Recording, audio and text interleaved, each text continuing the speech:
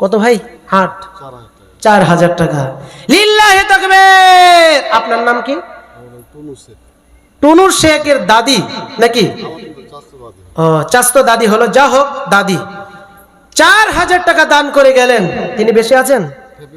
তিনি বেঁচে আছেন। বেঁচে থাকা অবস্থায় 4,000 টাকা আল্লাহর রাস্তায় দান করে গেলেন।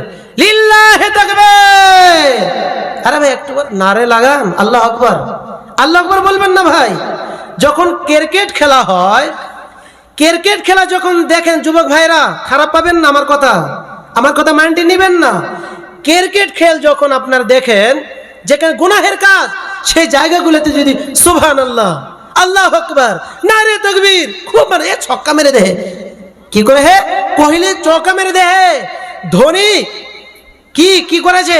6 মেরে দিয়েছে। রোহিত শর্মা 6 মেরে দিয়েছে। নারে তাকবীর, সব হবে, নেকি হবে ভাই। এখানে দ্বীনি মাহফিল, কোরআন হাদিসের আলোচনা করা হচ্ছে। এখানে তাকবীর দিবেন আল্লাহকে খুশি করার জন্য, সুবহানাল্লাহ বলবেন, নেকি হবে। আল্লাহু আকবার বলবেন, নেকি হবে।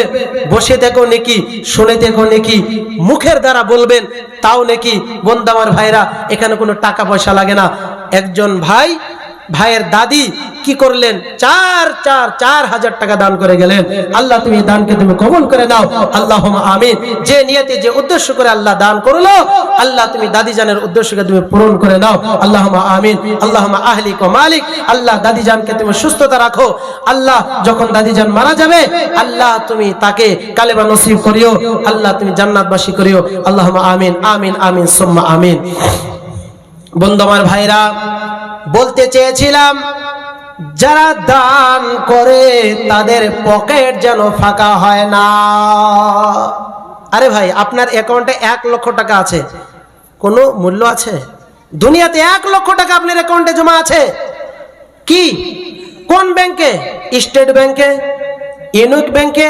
ইউনিক ব্যাংকে, তারপর ব্যাংক অফ বরোদা, যে ব্যাংক হোক না কেন, পাঞ্জাব ব্যাংকে লক্ষ লক্ষ টাকা রয়ে গেছে। সেই টাকাগুলোকে সংরক্ষণ করে রেখেছেন। সেই টাকা থেকে আপনি যাকাত দেন না, সেই টাকাগুলোকে আপনি খাবেন। আপনার অ্যাকাউন্টে জমা আছে, আপনার বাহাদুরি আপনি দেখাচ্ছেন, কিন্তু আপনার আসল অ্যাকাউন্টটা ফাঁকা। আসল যেটা অ্যাকাউন্ট, নোমাই আমলের যেটা অ্যাকাউন্ট, যে আমল আপনার সামনে পুঙ্খানুপুঙ্খ ভাবে আল্লাহ তাবারক ওয়া তাআলার সামনে আয়না বরাবর তুলে ধরবেন আর বলবেন, ইকরা কিতাবাকা কাফা বিনাফসিকা আল-ইয়াওমা আলাইকা হাসিবা। পড়বি না কেন রে? পড়, তোর আমলনামা তুই নিজেই পড়। তুই কি করেছিস? তুই পড়ে পড়ে নিজে তোর হিসাবের মালিক তুই নিজে হয়ে যা। বন্ধু আমার ভাইরা, মুরব্বিরা বলে থাকে যে পৃথিবীর জমিনে যে যত বড় টাকা হোক না কেন, আল্লাহর কাছে একদম মূল্যহীন। আল্লাহর কাছে কোনো মূল্য নেই, 4 আনা পয়সা মূল্য নেই। কারণ যার আমল বেশি থাকবে, যার নেকের পাল্লা বেশি থাকবে, সেই হচ্ছে সর্বোত্তম ব্যক্তি, সেই হচ্ছে মুমিনের খাতায় তার নাম, সেই হচ্ছে জান্নাত প্রাপ্ত ব্যক্তি।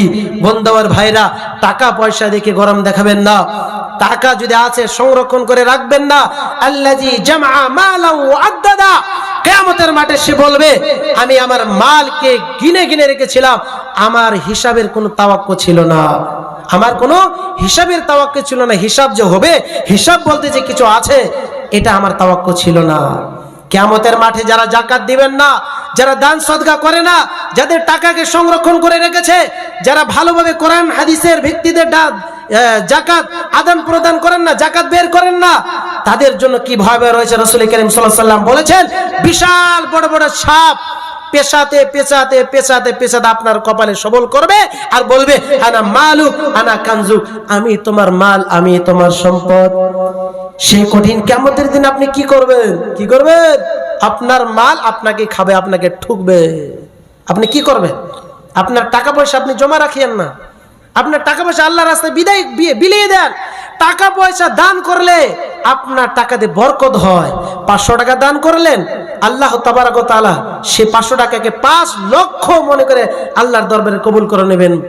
কত বড় কথা, কত বড় ফজিলত!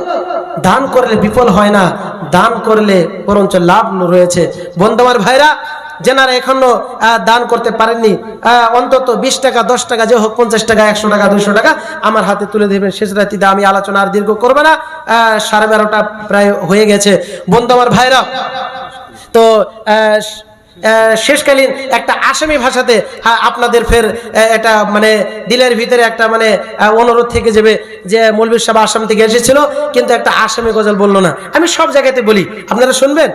আপনারা শুনবেন তো ভাই? তো একটু এগিয়ে আসুন, একটু এগিয়ে আসুন, এগিয়ে আসেন, এগিয়ে আসেন সবাই, সবাই এগিয়ে আসেন ভাই। যেনারা আমার কথা বুঝতে পারছেন তো? বুঝতে পারছেন? আমি আসামি ঘরোয়া ভাষাতে আমি বলবো, আমি এখন বাংলা বলবো না। আসেন, একটু এগিয়ে আসেন, বসেন, একটু সামনে বসেন, যে কটা লোক আছেন একটু এগিয়ে আসেন। একটু আসামি গজল ইনশাল্লাহ 5 মিনিটের ভিতরে বলে আমার বক্তব্য ইতি করে দিব। যা হোক, রাত লম্বা হয়ে গেছে, ইনশাল্লাহ আপনারা এগিয়ে আসুন ভাই, ভাই এগিয়ে আসুন, এগিয়ে বসেন, এগিয়ে বসেন ভাই। ইনশাল্লাহ এগিয়ে বসলে আপনারা বুঝতে কোনো অসুবিধা হবে না, কষ্ট হবে না। যা হোক।